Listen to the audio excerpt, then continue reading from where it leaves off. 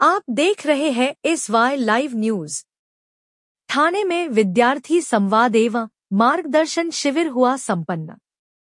MH विद्यालय में आयोजित विद्यार्थी संवाद एवं मार्गदर्शन शिविर में विद्यार्थियों एवं अभिभावकों की ओर से बड़ी संख्या में स्वस्फूर्त प्रतिक्रियाएं प्राप्त हुईं। ऑनलाइन प्रवेश प्रक्रिया में आने वाली कठिनाइयों, आवश्यक दस्तावेजों की स्पष्टता एवं आवेदन प्रक्रिया के तकनीकी पहलुओं पर विस्तृत एवं सरल मार्गदर्शन प्रदान किया गया। इस अवसर पर बोलते हुए एडवोकेट डावखरे ने सरकार की ऑनलाइन प्रवेश प्रक्रिया के उद्देश्य पर प्रकाश डाला। उन्होंने अभिभावकों से कहा कि कुव्यवस्था से बचने के लिए इस प्रक्रिया को डिजिटल रूप में लाया गया है और इसके लिए कॉलेज स्टाफ को उचित प्रशिक्षण देने की आवश्यकता है। उन्होंने नियमित रूप से ऐसे शिविर आयोजित करने की आवश्यकता पर भी प्रकाश डाला ताकि छात्रों को सीधा मार्गदर्शन मिल सके। शिविर से कई छात्रों और अभिभावकों को सीधे प्रवेश प्रक्रिया के बारे में मार्गदर्शन मिला है और यह भविष्य में होने वाले शैक्षणिक नुकसान से बचने की दृष्टि से एक सकारात्मक और प्रभावी कदम होगा। ठाणे से यूसुफपुरी की रिपोर्ट। नाहीये की त्यांना ऑनलाईन या पद्धतीमध्ये ऍडमिशन फॉर्म भरता येईल आणि त्यात आताचा जर आपण ऍडमिशन फॉर्म बघितला तर तो पार्ट 1 पार्ट 2 मध्ये हा ऍडमिशन फॉर्म आहे। पार्ट 1 फॉर्म भरला की त्याच्यानंतर पार्ट 2 फॉर्म भरायचा तर तो कुठेतरी कॅफेमध्ये जाऊन भरायचा, कारण संस्थेच्या डिव्हाइसेस मध्ये या सगळ्या गोष्टी उपलब्ध होणं, त्याच्यामध्ये तिकडचा स्टाफ तेवढा ट्रेंड असतो। स्टाफ ऑलरेडी आता हा शिबिर आयोजित केला।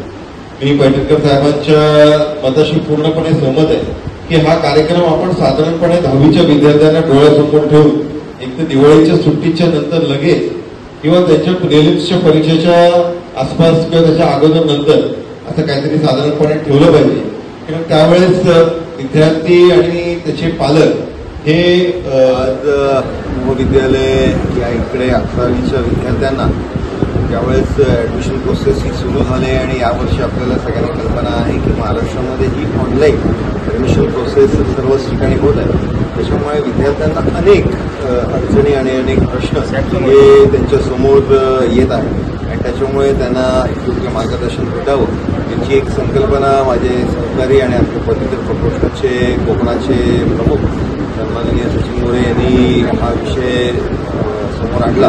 त्या दृष्टिकोनाने या मार्गदर्शन शिबिराचं आयोजित केले। याच्यामध्ये शासकीय जे विद्यार्थ्यांना दाखले लागतात, म्हणजे डॉमिसाईल सर्टिफिकेट असेल, उत्पन्नाचा दाखला असेल, वास्तव्याचा दाखला, या सगळ्या गोष्टी त्यांच्यापर्यंत त्यांना माहिती असणं आणि त्याचबरोबर आता ऑनलाईनमध्ये पार्ट ए पार्ट बी म्हणजे पार्ट 1 पार्ट 2 मध्ये त्यांना फॉर्म भरायचा आहे याच्या संदर्भातली, त्याचबरोबर शासनाच्या निर्णयाच्या संदर्भातली माहिती ही विद्यार्थ्यांपर्यंत पोहोचवण्यासाठी शिक्षणाधिकारी आणि त्याचबरोबर या शिक्षण क्षेत्रामधले शिक्षण तज्ज्ञ या इकडे उपस्थित होते।